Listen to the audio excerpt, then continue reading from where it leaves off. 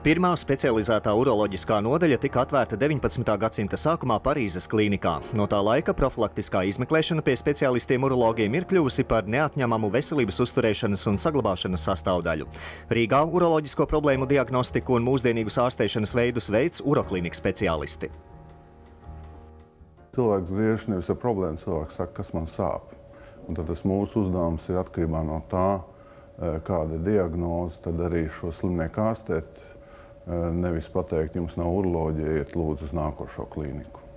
Klīnikas medicīniskās prakses 2 gadu laikā ir apvienoti ne tikai labākie urologi speciālisti, bet arī citu nozaru medicīnas speciālisti. Urklīnika saviem pacientiem piedāvā kompleksu ārstēšanu. Mēs esam BLG medicīnas klīnika, kurā ir 2 daļas. Tā ir uroklīnika, kur nodarbojās mūsu urologi ar visām iespējamām uroloģiskām izmeklējumiem un operācijām. Es pārstāvu to daļu, kas ir terapijas daļa. Es esmu pati kardiologs. Mēs nodarbojamies gan ar kardioloģijas slimniekiem, gan ar jebkuriem citiem terapijas plāna slimniekiem, gan ambulatori, gan stacionārā. Ambulatori mēs piedāvājām tādas izmeklējumus kā ehokardioskopiju un bioergometriju, ko jūs redzat šeit man blakus.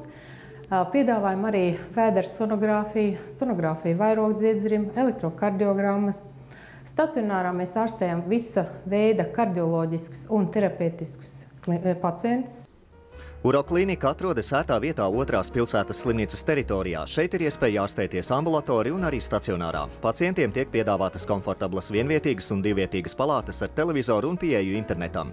Nepieciešamības gadījumā speciālistu var izsaukt mājas vizītē. Klīnikas ārsti vienmēr brīdina, ka ārstēšana būs ātrāka un veiksmīgāka, ja pacients saulēcīgi vērsīsies pie ārsta mazāko saslimšanas vai kaišu gadījumā.